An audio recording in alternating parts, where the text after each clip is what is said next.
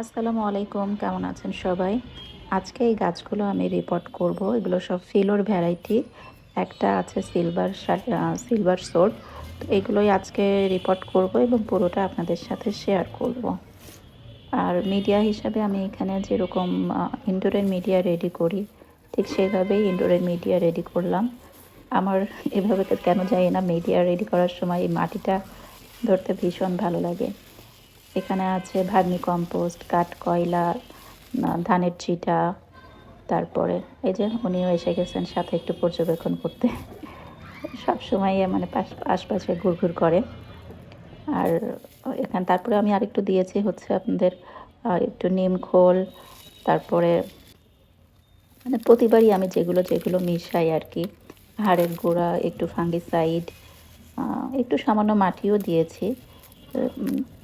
চেষ্টা করেছি মিডিয়াটা হালকা করার। আর আছে কোকোপিট। আর এই যে টবের নিচে প্রথমে আমি দিয়ে দিলাম একটু ডিমের খোলা, ছিদ্রগুলো বন্ধ করার জন্য। তারপরে কিছু এই যে মাটির পুরনো গাছের একটু শিকড় বাকড় ছিল, সেগুলো দিলাম, পেঁয়াজের খোলা দিলাম। ওইগুলোও একটা ভার্মি হয়ে যাবে শেষে।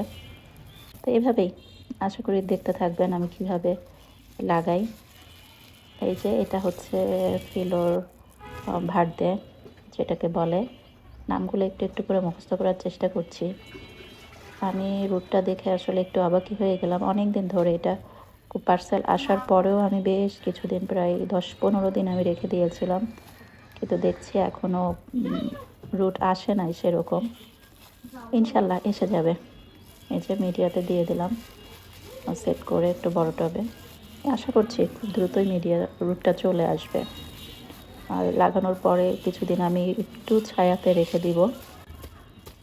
তারপরে সকালের রোদটা যেখানে পাই সেরকম একটা জায়গায় রাখবো। ডালটা কেমন যেন ঝুলে যাচ্ছে, আর এখানে এই জন্য আমি জাস্ট একটু সাপোর্ট দিয়ে দিলাম। এটা হচ্ছে একটা নিমের ডাল। আমি কিছুদিন আগে হচ্ছে নিম খোল করার জন্য বা নিমের পাতা কিছু নিয়ে এসেছিলাম, ওটাও ভিডিও আমি আপনাদের সাথে শেয়ার করব। তার ডাল কিছু রেখে দিয়েছিলাম, ডাল দিয়ে সাপোর্টটা দিলাম। আর এটা হচ্ছে আরেকটা, এটাও ফিলোর আরেকটা ভ্যারাইটি। আস্তে করে, এটা আসলে প্লাস্টিক টব তো চাপ দিয়ে আনা যাচ্ছে না, তো আস্তে করে যতটা সম্ভব আস্তে করে বের করার চেষ্টা করছি। এটার মোটামুটি একটু নতুন রুট আসছে, কিন্তু এতটা ঝুরঝুরে ছিল, সব আসলে খসে পড়ে গেল। ভেজা ছিল কিন্তু তারপরও সব পড়ে গেল। তো দেখা যাক, এটা নতুন পাতা যেহেতু আছে, রুটও ইনশাল্লাহ খুব ভালো মতো চলে আসবে।